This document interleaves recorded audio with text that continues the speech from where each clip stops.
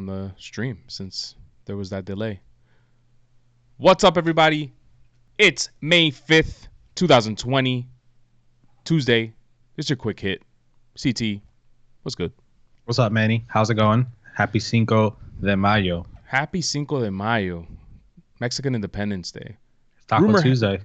Yeah, Taco Tuesday. And we're in quarantine because of the coronavirus. Yes. Corona, a beer made in Mexico, imported into the U.S., responsible for many hangovers. Mm-hmm.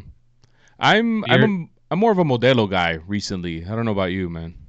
Coronas are hit or miss. They might taste like skunk if left out in the sun for too long because it's clear glass. Sometimes you'll see like a Heineken glass. It's all tinted in green, or like a Coors Light beer tinted in brown or black. Right. Because the sunlight has an effect on these beers. So Understood.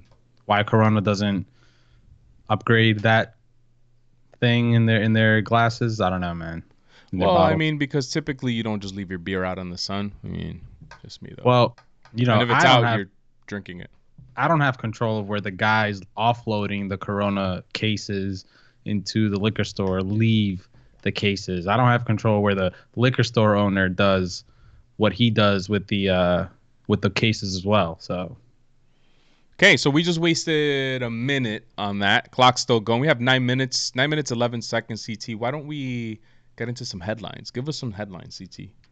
All right, the KBO started last night at 1 a.m. Eastern time, and they had a bubble boy or a boy in a bubble suit deliver the first pitch. Interesting. Thought that was pretty interesting. Did you watch any of the game? I completely forgot. I passed out, man. I'm not gonna lie. 11:30. I didn't watch anything. Did not watch a thing. I'm on my like 20th rewatch of The Office, and yeah, I just forgot. I just watched The Office, passed out on the couch. Yep. Something interesting about the KBO league. There's a good article on Bleacher Report. You can find out like current stars, a little bit of the history of like when it started. I think it started like in 1982. It's like Korea's longest running sports league. But it's always been offense. It's always been dominated by the offense. So instead of leaving it as is, they introduced a dead ball, like a dead end ball, so they can like even out they can balance out like offense and pitching and stuff like that. Whereas we had juiced balls, they introduced a dead ball, and it had a significant effect. Last year they hit 1,014 home runs compared to 1,754 the year before. Slugging percentage went down from 452 to 385. Wow. And overall pitching ERA dropped down to 4.17, which was 5.14 in the year 2009. So I think that's pretty interesting how we literally did the opposite. And we're using juiced balls.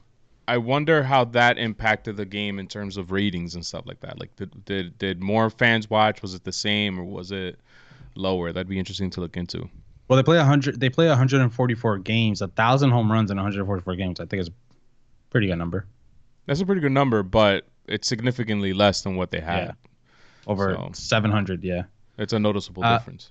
Yep, and the last headline I have today is that the Yankees are Dream Team bracket champions. Yes. Best of 7 against the Reds. They won away. They took it. I'm not shocked. I called this, I think, before they even made it to the championship, that the final series would be a 7-game series. I thought it would be against the Dodgers, but it's the Yankees. We all know MLB's on the Yankees. You know what? So this just proves it more. And it took 7 games. I wonder if every series took 7 games, because then the shit was fixed. Because it seems like every series we talked about went 7, and this one went 7. This was definitely fixed. I'll tell you that. I can't tell you that everything was fixed, but this Yankees winning in 7 games was definitely fixed. I mean, I don't think that was fixed necessarily. I think whether it was fixed or not, that would have been the outcome. I haven't even looked at the outcome of the game, but how much do you want to bet that Derek Jeter is responsible for 1 or 2 walk-offs?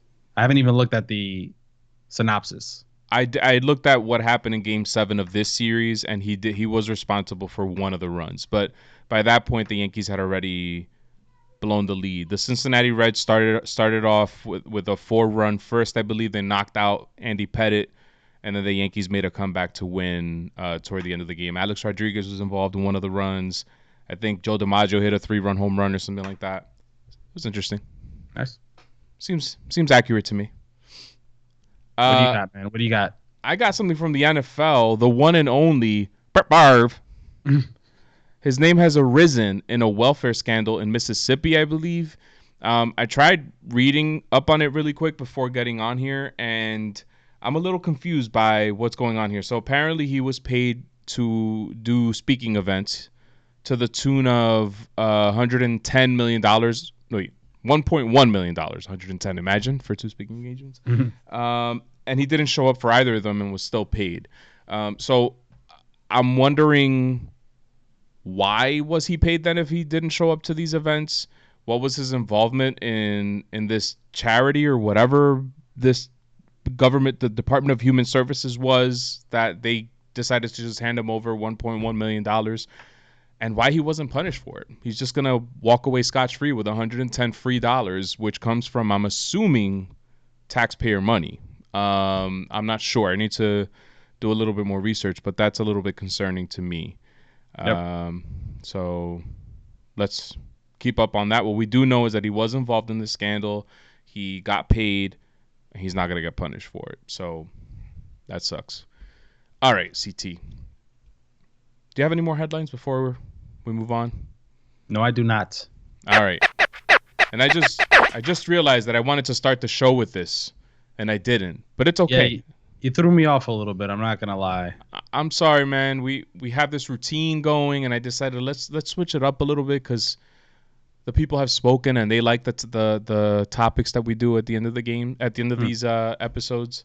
And I fucked up, guys. I'm sorry. What are you gonna do? It happens. I'm not perfect, is all I can say. But today, we're gonna take the MLB nickname quiz. You can find this on MLB.com. There's a list of quizzes. And with this one, CT and I are going to play together, and we're going to see how many we can get correct here. Let's see how knowledgeable we are about the game of baseball. CT, are you ready? Yes. All right. Polar bear. Pete Alonso. I agree. That was easy. Damn, we're good. Boomstick. The boomstick. That would be Chris Davis. I think it's Nelson Cruz. Yeah, I think you're right. Let's see. So you definitely took this quiz before.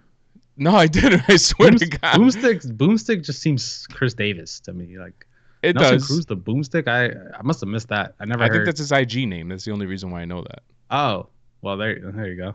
Jerk. The bringer of rain. Josh Donaldson. That's correct. I think that is correct. Can we go back and read that real quick? Yeah, sure. Donaldson's nickname is a nod to his tendency to hit towering home runs, something he did plenty of in his 37 home run debut season in Atlanta last year. Wow. I have him on my fantasy team. Love me some Josh Donaldson. Hopefully you get to use him. Mr. Smile, this was easy. Francisco Lindor, right? Yeah. Come on, you can't beat that smile. That's true. I wouldn't like that nickname though for me as a baseball player. But you're Chris Davis, man. You have another nickname. The Machine. Easy. Mike Moustakas, baby. Albert Pujols, 3 MVP awards, 2 World Series titles, and 656 career home runs. Yeah, Pujols is definitely a machine. Thor. Noah Syndergaard. Steve Matz. No, Noah Syndergaard. Thor routinely drops the hammer on big league hitters, racking up 775 strikeouts over 716 innings. El Mago. Javi Baez. That was easy. Spanish for the Magician. Baez was given the nickname by fans in Puerto Rico after his sensational defense, particularly on tag plays during the 2016 postseason. Wild Horse. Yasiel Puig. Puig's electric style of play earned him the nickname from legendary broadcaster Vin Scully. Simba. Nice. Simba. I actually don't know this one. Is it Dansby? Simba. I don't think it's Tommy. Tommy LaStella. I'm gonna go Andrelton Simmons. Andrelton Simmons. You sure? I'm going Dansby Swanson. How should we settle this, man? Choose Dansby Swanson, man. Rock, paper, scissors. Rock, paper, scissors. Ready? Okay. Wait, are you rock, paper, scissors says shoot or rock, paper, scissors shoot? Rock, paper, scissors says shoot. All right. Ready? Rock, paper, scissors says shoot. What do you got? I had scissors. My bad. All right. Rock, paper, got 30 scissors seconds. says shoot. Me. Dansby Swanson. Oh, you were right. It's Andrelton Simmons. Sorry, man. Just dropped my mouse. I disappointed you. Simba is a 4-time Gold Glove Award winner and the inspiration for the increasingly popular Simba Cam. Never even heard of that. I didn't even know that. Joey Bats. Why did they put this? Jose Batista. Joey Bats. Nice. More like Joey Bat Flips. After this iconic home run in the 2015 ALDS, the greatest walk-off home run of all time. Follow us at WT The Show. Subscribe to our YouTube channel. Leave us a comment and like this video. Peace out, everybody.